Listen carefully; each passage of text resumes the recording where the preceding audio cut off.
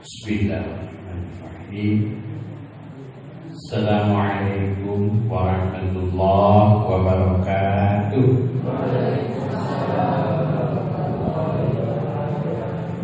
Innal hamdalillah nahmaduhu wa nasta'inuhu wa nastaghfiruh wa na'udzu billahi min shururi anfusina wa min sayyiati a'malina. May yahdihillahu fala mudilla lahu wa may yudlil fala hadiya lahu. Asyhadu an la ilaha illallah wa asyhadu anna Muhammadan abduhu wa rasuluh. Allahumma shalli wa sallim wa barik ala abdika wa rasulika Muhammad wa ala alihi wa ashabihi amma ba'd. Alhamdulillah, Bapak-bapak, Ibu-ibu, adik-adik, saudara-saudaraku jamaah Majelis Taklim Masjid Asy-Syifa Cikilisi yang dirahmati Allah. Dalam sadayana mudah-mudahan kita selalu ada sehat walafiat, ada dalam curah rahmat berkah serta lindungan Allah. Salawat dan salam semoga senantiasa Allah curahkan kepada panutan agung junjungan Allah Rasulullah sallallahu alaihi wasallam beserta keluarga dan para sahabat. Jamaah sekalian yang dirahmati Allah, dalam kajian kita pada malam ini, insya Allah kita akan melanjutkan materi bulan yang lalu, yaitu masih tentang ma'rifatullah. Ma'rifatullah dalam arti mengenal Allah sebagai jalan cinta. Saya sudah jelaskan tentang mengapa pentingnya kita mengenal Allah. Karena memang mengenal Allah itu adalah jalan utama, ya, jalan utama supaya kita lebih merasakan mahabbah, cintanya kepada Allah. Sebagaimana dikatakan dalam sebuah pepatah Arab, la hubba illa ba'dal ma'rifah. Tak kenal maka tak sayang, tak sayang maka tak cinta. Nah, hari ini, malam ini kita akan coba mengenal Allah melalui ciptaan-ciptaannya. Sebab kita sepakat bahwa ketika kita mengenal Allah, bahwa yang dimaksud sama sekali bukan berarti mengenal zat Allah. Karena itu di luar kemampuan akal, di luar kemampuan akal dan indera manusia. Jadi ketika kita mengenal Allah, terbatas hanya pada mengenal melalui beberapa jalan. Di antaranya adalah melalui mengenal ciptaan-ciptaannya. Kemudian juga kita dapat mengenali Allah melalui sifat-sifat dan nama-namanya yang indah, yang kita kenal dengan istilah Al-Asmaul Husna. Di samping itu juga kita bisa mengenal Allah melalui jalan-jalan yang lainnya. Nah, orang awam juga sering menjawab ketika ditanya, bagaimana kamu atau saudara bisa mengenal Allah Subhanahu wa Ta'ala? Maka pasti jawaban yang paling sederhana, karena melalui apa yang diciptakannya. Sebagaimana hadirnya suatu benda, katakanlah seperti meja. Meja ini ada kan tidak ujung-ujung ada terus itu. Tapi ada karena pasti ada yang mengadakan, ada yang membuat. Siapa yang membuat meja? Tukang meja. Nah, jadi keberadaan sesuatu tidak ujung-ujung ada, ya, dalam arti adanya alam semesta ini itu tidak bermula dari ketiadaan, tapi pasti keberadaannya karena ada yang mengadakan, ada yang menciptakan. Ya. Nah, siapakah yang menciptakan? Dialah Allah Subhanahu wa Ta'ala. Karena itu dalam sebuah hadis Rasulullah Shallallahu Alaihi Wasallam bersabda, "Tafakkaru fi khalqillah." Bertafakurlah kamu tentang ciptaan Allah. Tentu kurang dikasihan akal kan? Allah Subhanahu wa Ta'ala. Selain kita dibekali indra oleh Allah panca indra, dibasihan soca, dibasihan telinga, dibasihan pangamu, dibasihan mulut, dibasihan kulit ya untuk merasa itu. Nah, maka kita juga diberikan hidayah akal. Untuk apa fungsi akal? Yang utama akal itu adalah untuk berpikir. Dan dibasihan akal ulang supados biasa berpikir. Aktivitas berpikir itu disebut namanya tafakur. Tafakur itu biasa tafakur di bukit luhur biasa. Itu bari menjelajah ke gunung, ya, hiking ke Bogornya, bari hiking, bari bobok-bokokan. Terus duit luhur ngaliwat. Itu tafakur. Nah, jadi tentang tafakur itu adalah sesuatu yang diperintahkan. Tafakkaru fi khalqillah. Bertafakurlah kamu sekalian tentang ciptaan Allah. Wala tafakkaru fi dzatihi. Dan jangan sekali-kali berpikir tentang zat Allah. Tentang zat Allah. Dalam kitab suci Al-Quran kita sering digugat oleh Allah. Digugat bagaimana? Digugatnya ada ya? Baterai? Jadi kesalahan bukan pada pesawat televisi Anda. Baik. Ya, dalam kitab suci Al-Quran kita ini manusia itu sering digugat oleh Allah. Contoh digugatnya itu apalah ta'qilu. Itu ayat itu menggugat.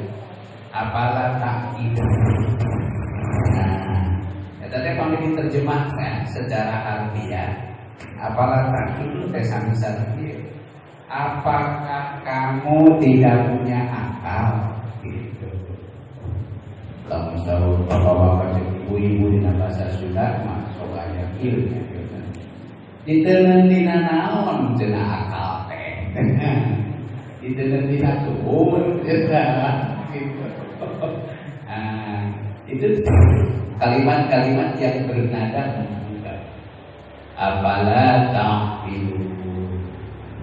Terkadang juga Al-Quran menggugat kita dengan bahasa apa? Apalah tatafakkaru. itu namawi ulang sunat masalah nama. Kita itu diajarkan untuk punya budaya selalu berpikir. Itu kan orangnya genamina, orang Jawa Barat, orang nanti pikiran rakyat, pikiran rakyat, terus pikiran rakyat. Kadang yang lupa tiba, nak sangat pikiran rakyat. Pikiran rakyat artinya mewakili pikiran. Pikiran, mewakili pikiran apa yang dipikirkan oleh rakyat. Itu justru dalam pandangan orang-orang yang berakal, orang itu upami ulang bingung, itu artinya secara akal kita sedang hidup. Upami ulang bingung, jadi upami ulang mainan masalah, bingung-bingung aja. Itu artinya kita hidup COVID. Dan upami ulang bingung, atau nabi ulang koyok sesuatu, terus ulang ngesak. Itu teh alhamdulillah gitu. Dan upami ulang bingung, kita ingin menyelesaikan sebuah solusi punya permasalahan. Nah, kemudian kita berusaha memikirkan, kita teh alhamdulillah. Itu artinya kita melakukan aktivitas dalam kehidupan, berpikir, berpikir. Itu. Jadi budaya ini justru yang harus dikembangkan. Ya, itu berpikir, bertafakur, harus itu bertafakur. Nah, sehingga nanti bisa melahirkan etos, semangat, semangat kerja, semangat kerja. Tadi kan betapa nikmatnya kita ketika mendapatkan sesuatu sesudah kita berpayah-payah, berlelah-lelah, daripada kita mendapatkan sesuatu ujung-ujung. Ujung-ujung tiba-tiba yang masih di bahasa Arab ada ungkapan wa ma lazat illa ba'da ta'am, wa ma lazat illa ba'da ta'am. Apabila diterjemahkan secara harfiah, tidak ada kelezatan kecuali yang diperoleh sesudah berlelah-lelah. Di bahasa Sunda mah aya paling paos nanti kieu ngeunah ngimuan upami tas hujanan atawa tas panasan. Terus itulah justru yang akan dinilai oleh Allah Subhanahu wa ta'ala. Nah, jadi aktivitas berpikir itu luar biasa. Logikakeun Rasulullah di riwayat hadis anu sanad ayat ungkapan tafakkur bis-sa'a. Tafakkur 1 jam khairun min ibadati sana. Lebih baik dibandingkan ibadah selama setahun. Begitu mulianya kita melakukan aktivitas berpikir. Dan masih banyak lagi hadis-hadis lain yang mengandung tema tersebut. Sabda Rasulullah SAW sekali lagi mengingatkan kepada manusia betapa pentingnya mengoptimalkan potensi akal dan pikiran. Mengoptimalkan potensi akal dan pikiran. Mari kurang majalmi, tak melihat agama itu, agama syariat agama itu diturunkan antara lain apa tujuannya itu, yaitu hifdzul aqli, hifdzul aqli, untuk memelihara kesehatan akal, untuk memelihara keutuhan akal. Keutuhan akal. Jadi mulia sekali. Baik.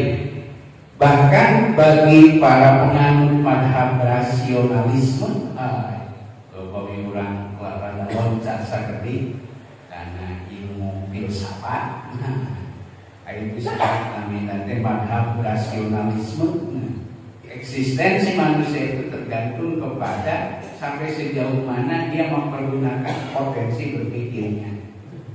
Itu ada ungkapan cogito ergo sum. Ini bahasa Prancis. Saya berpikir berarti saya ada. Jadi kalau memikir kurang kena aja. Itu benten bu, bawa ibu sekalian. Benten berpikir sareng ngalamun benten. Beda kan tipis. Itu kami ngalamun mah kosong.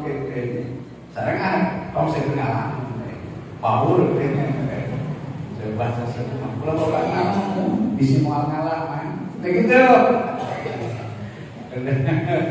Kalau pengalaman bisa mau ngalaman. Itu. Kayak khawatir. Upami ulang seperti ngalamun mah. Gitu. Kan saluran yang menamina seri itu birugi kan. Ayah seserian. Terus ayah seri. Mau upami terus seri sorangan.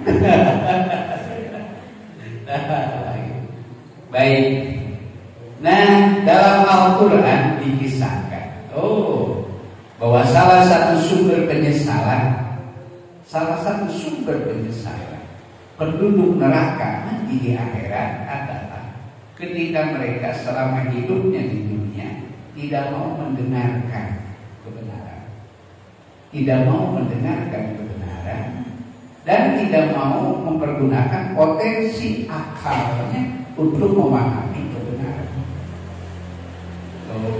Kami akal memang nanti sesuatu yang bermanfaat. Maka salah satu penyesalan penduduk neraka itu katanya, awas dikatakan ibu-ibu sering awas surat Al-Mulk, seperti sebagai ibu surat Al-Baqarah. Kamu dan nedapi anak di sadaya dinten wengi teh wengi kadua kajian tadi kamari pun lancet pun bojongan bagian tugas janji apa haji tadi ngaos hadir bidi pulau lagi saya apunten wengi ini antara dosan rek tadi kajian bagi balik naos ke ujung gerung. Itu tetapi dua anak di sadaya namina Abdullah Bagus. Karena mari tadi wengi teh cek kasang sareng kula warga kabayang cek saur nanti pangkeunna di alam kubur teh dina wengian kahiji. Di nawangian kahiji dugi kakek sebagian ulama di nawangian kahiji teh keluargana sok aya anu nganjurkeun salat kursi. Itu sok sanaos sabada ditelusuri memang dalilna lemah.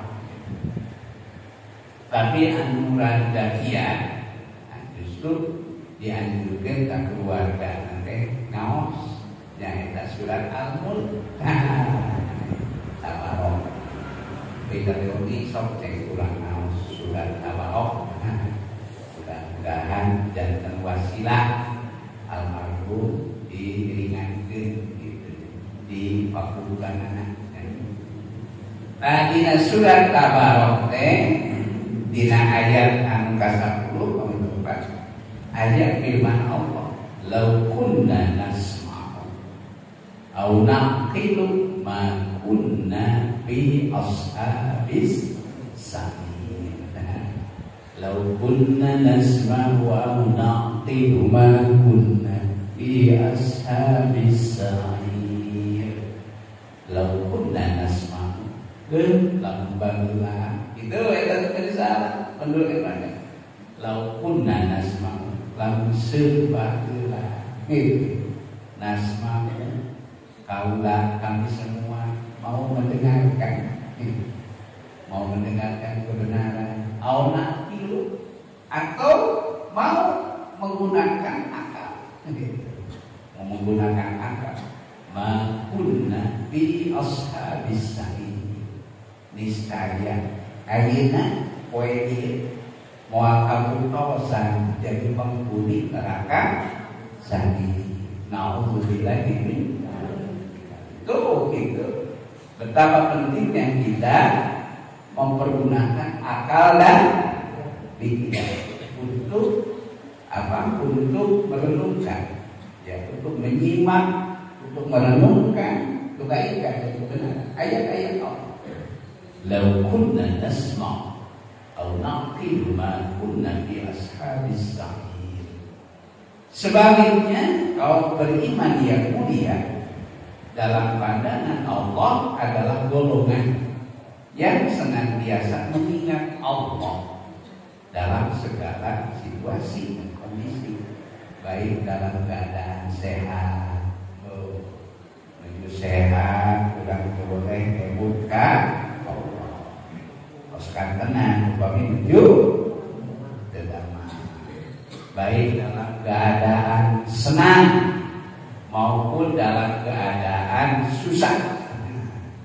Artinya dia selalu melakukan aktivitas ibadah untuk mendekatkan diri kepada Allah Subhanahu dan berupaya merasakan kehadiran Allah dalam hidupnya. Terutama, terutama alhamdulillah ulang sadayana dikasihan kemudahan oleh Allah. Terutama melalui sholat. Melalui sholat. Aduh, kita kayak ampun. Sholat di zaman kiwari, shotingan di zaman kiwari. Itu. Dur beduk tiga murmut cekuran lemur. Dur lohor tiga merokok. Maghrib kan gitu, malah paciu itu ada sekarang subuh Isa kembali masak ini waktu nanti panjang waktu nanti panjang kewe jangan ada putih padahal bukti penting setan nanti beribadah debul. Bagaimana debul? Kata nanti ibu malu pada apa satu. Setan nanti beribadah debul. Awalmu kesedatang setan bapak. Itu benar. Sholat. Tuh Masya Allah. Nemawi kurang dan mungkin Allah Subhanahu wa ta'ala. Supaya surang dibangkitkan kurang biasa ngalaksanakan ibadah sholat itu.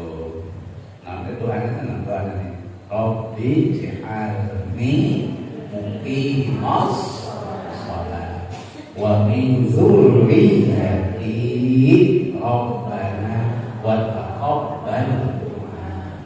Rabbi ji'alni muqimas sholat wa min dzurriyyati Rabbana wa taqabbal du'a. Rabbi ja'alni muqimas sholat. Itu wahai Tuhanku, jadikanlah aku muqimas sholat. Sing kalaban golongan anu resep mendirikan sholat. Wa min dzurriyyati sareng turunan abdi. Rabbana wa taqabbal du'a. Alhamdulillah. Biasa dugi kaya kan orang sholat Bajiru ila sholati qabdal fur. Itu hadis sing gagiru datang orang salah satu yang berarti harusnya bahasnya bukan gagiru jadi gagiru. Badiru bila amal salih bergegas segera itu sebelum habis waktunya. Badiru bis salat qabla al-maut wa badiru bit taubah qabla al-maut. Segera bertaubat sebelum maut.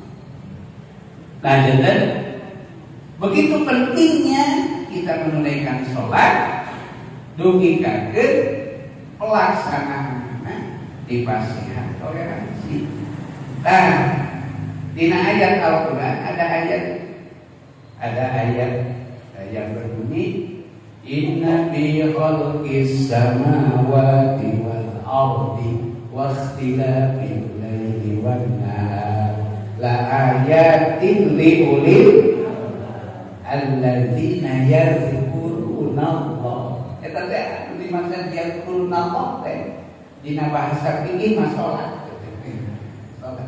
Yaitu jalmi-jalmi orang-orang yang selalu zikir mengingat Allah. Itu. Dan sekarang hari inti dari zikir inti tina sholat adalah zikir.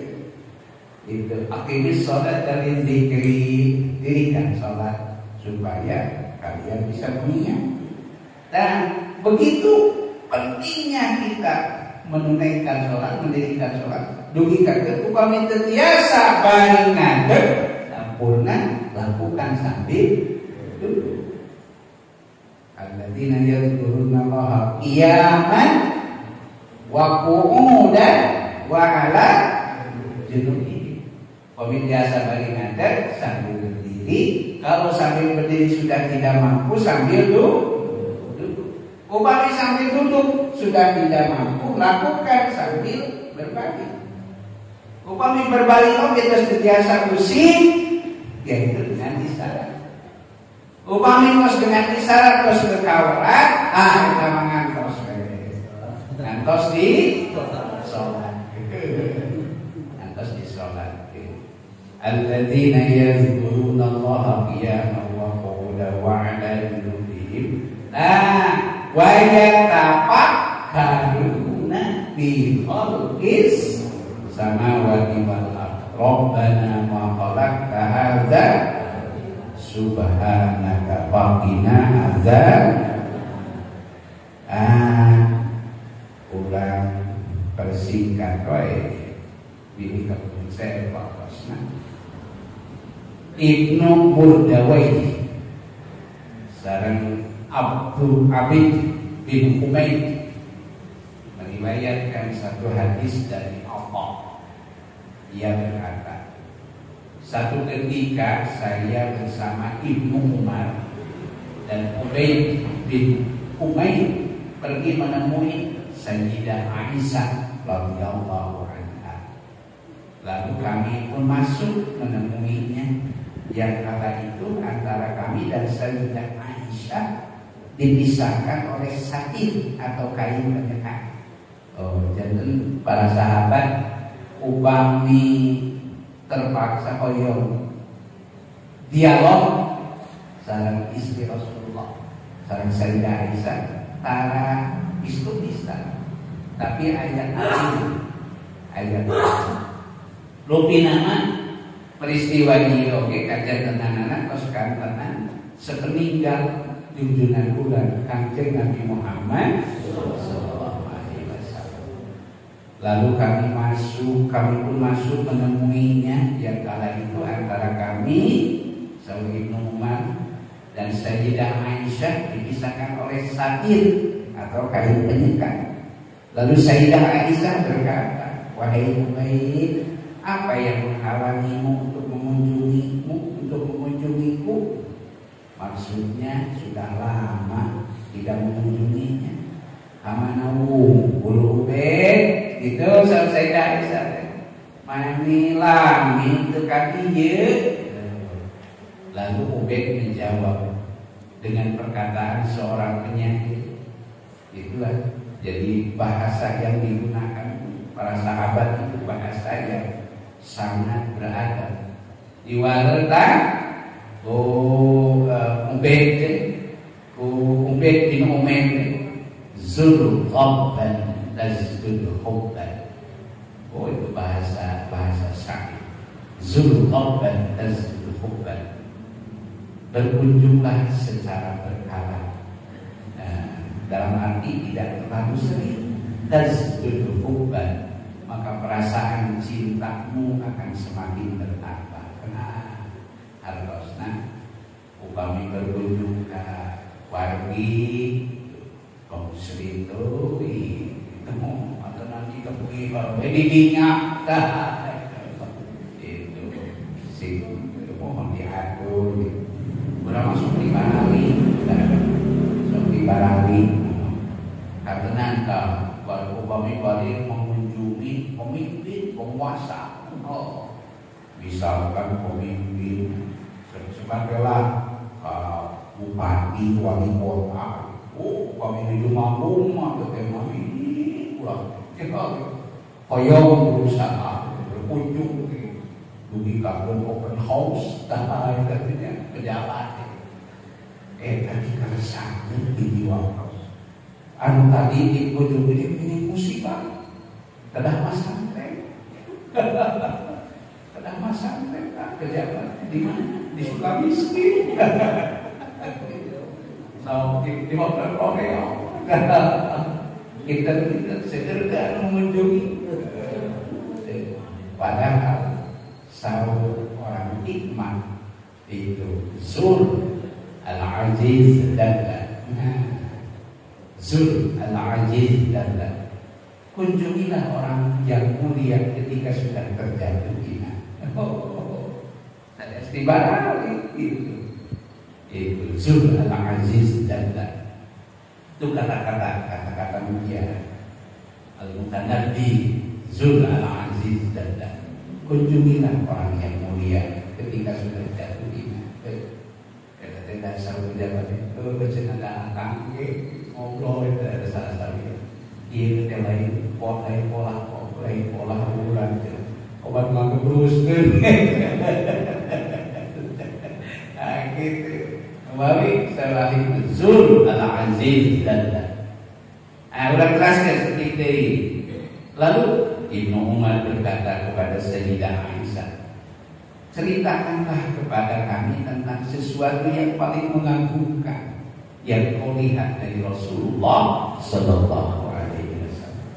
Sambil berlinang air mata, Sayyidah Aisyah berkata, segala hal tentang beliau semuanya mengagumkan.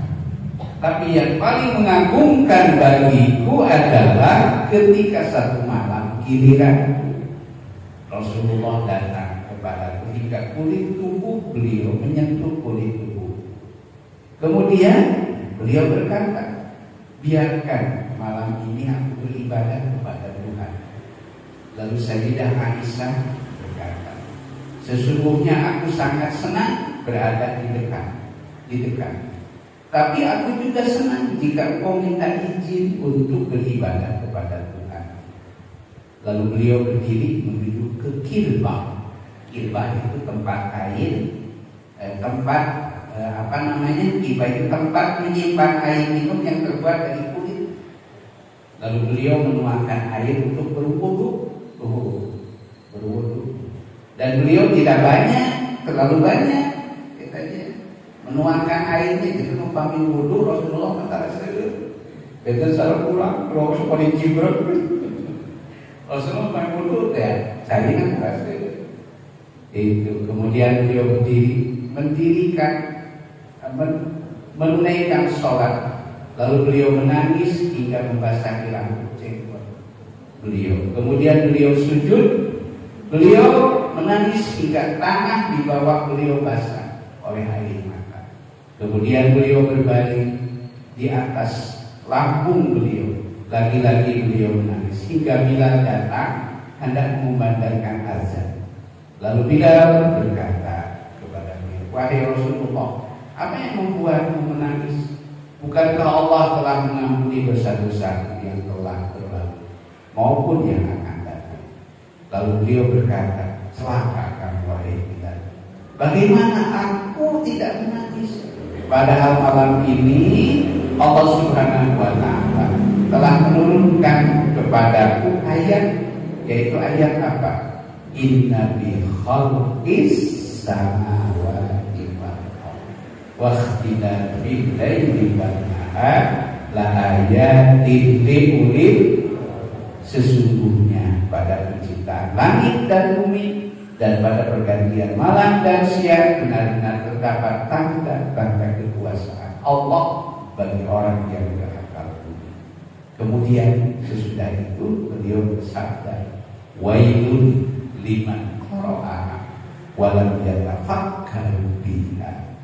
Wail itu kecelakaan, celaka, binasa. Liman qara'aha, bagi orang yang membaca ayat ini, walam yatafakkaru biha, tapi dia tidak pernah mentafakuri apa yang terkandung di dalam ayat.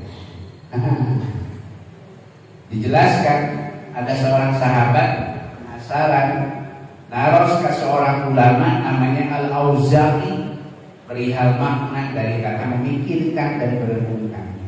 Sahabat Al-Auza'i yang dimaksud dengan yatafakkaru itu adalah dengan membacanya dan memahaminya secara mendalam. Inilah pentingnya tidak melakukan aktivitas apapun.